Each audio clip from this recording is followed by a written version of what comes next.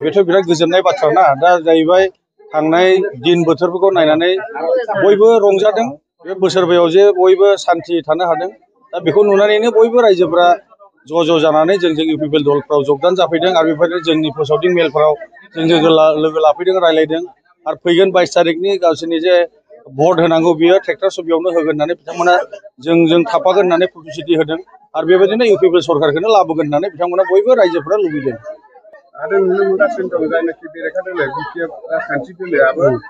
बिसायख'थि फोसावदिंनाय मेलावहाय मैखोमै रायजो राजाफोरखौ बाहागो लानायखौ नुनो मोनो दा बेयाव मा बुंगोन? दा जानो हागौ बिसोर मैखोमै बाहागो लानो हागौ नाथाय जायहा जेरैबायदि सान्थिखौ दैदेनदों बे सान्थिखौसो लुबैखायो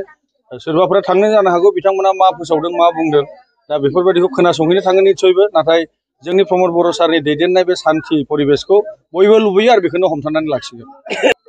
आচ্ছা नोंथाङा सासे बिजाथि हिसाबैहाय बिसायख'थिखौ माबायदि जाजानो लुबैदों? जोंनि बिसायख'थियाथ' दा मानसि हिसाबै सान्थि परिबेस जानांगौ गासिबो मोजाङै जालायनांगौ दा बेबायदिनो गोबां जों नुदों माखासे जायगाफोराव माने जोंनि बिरोधिफोरा बिदिनो गारि बुख्रेबनाय मा बुख्रेबनाय बेबायदि स्वभाब चरित्र जानो नाङा आरो दा मोजां मोनसे परिबेस लाबोनानै जोङो इलेक्सनखौ गेलेनांगौ आरो जाय दैदेनगिरिया मोजां बे हिसाबैनो रायजोफोरा थागोन बेयाव सोरखौबा धमकि होनायनि बुख्रेबनायनि जेबो माबा थानो नाङा आरो। नोंथाङा देरहानानै थाङोबा ओनसोलनि जौगानायनि थाखाय मा खालामो? जौगानायनि थाखाय जोङो ओनसोलफोराव मा दं बेखौथ' मावखानांगोन नायनानै दा बिसेस करे नोङो जोंनाव ओनसोलफोराव जोंनि बे खाथि खालायाव बे संकस दैनि मोनसे समस्या दं बेखौथ' नायखानांगोन लामाथ' दाबो दङ बेबो नायखानांगोन आरो जोंहा जोंनि जोहोलावफोर दं बिसोरनि जे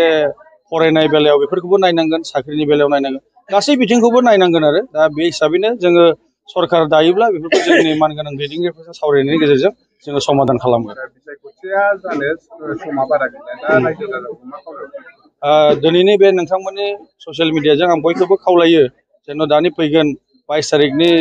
जे फैगोन साना बे सानाव गावबा गाव सेन्टाराव थांनानै ट्रेक्टर सबियाव जेन' भट होयो आरो जोङो बे सान्थि परिबेसखौ हमथानानै लाखियो बेखौनो आङो बयनिसिमबो खावलायनो दोनबाय।